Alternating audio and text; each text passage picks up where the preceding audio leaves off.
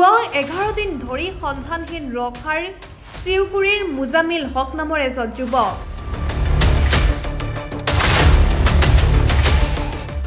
31 মাৰ্চত নগাঁওস্থিত মোমায়েকৰ ঘৰলৈ ওলাই গৈছিল 30 বছৰীয়া মুজামিল। তাৰ পাছৰে পৰা আজিলৈকে লাভ কৰা নাই যুৱকজনৰ সন্ধান।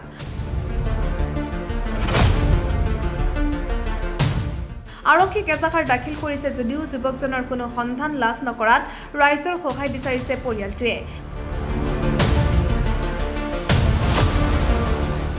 মুজামিলৰ সন্ধান লাভ কৰাৰ লগে লগে 8638156492 নম্বৰত যোগাযোগ কৰিবলৈ আহ্বান জনাইছে।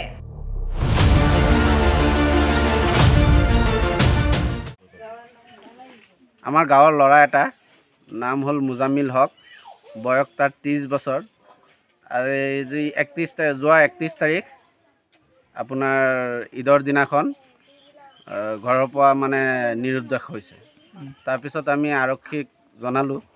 আৰক্ষীয়ে কৈছে আচ্ছা আমি সুসত্ৰ লৈ আছোঁ, চাই আছোঁ, আৰু আপোনালোকক সংবাদ মাধ্যমৰ জৰিয়া কৰিও আমি জনাই আছোঁ ৰাইজক। মানে ল'ৰাটো অলপ ভেঙা টাইপৰ, ল'ৰাটো ফটো দি দিম, আপোনালোকে ৰাইজে য'ত পায় ত'তে মানে যাতে ল'ৰাটোক খবৰ পালে জনাব বুলি আশা কৰিলোঁ। ল'ৰাটোৰ নাম কি, কিমান বছৰ বয়স? ল'ৰাটোৰ নাম হ'ল মুজামিল হক, বয়স হ'ল 30 বছৰ। কোন গাঁৱৰ? এই চিউগুৰি সাফৰি জাৰণি। প্ৰায় 11 দিন হ'ল ন? প্ৰায় 11 দিন হৈছে। আজিলৈকে কোনো সুসূত্ৰ নাই? আজিলৈকে সুসূত্ৰ পোৱা নাই। মানুহজনো দুখীয়া, এই ল'ৰাটো মানে কাম কাজ কৰি খুৱাই আছিলে।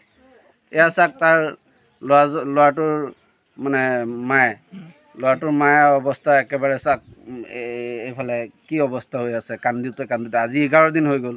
ল'ৰাটোৰ মায়ে মানে এতিয়া কান্দি কান্দি চকু যেন তেজ ওলাব যেন লাগি আছে।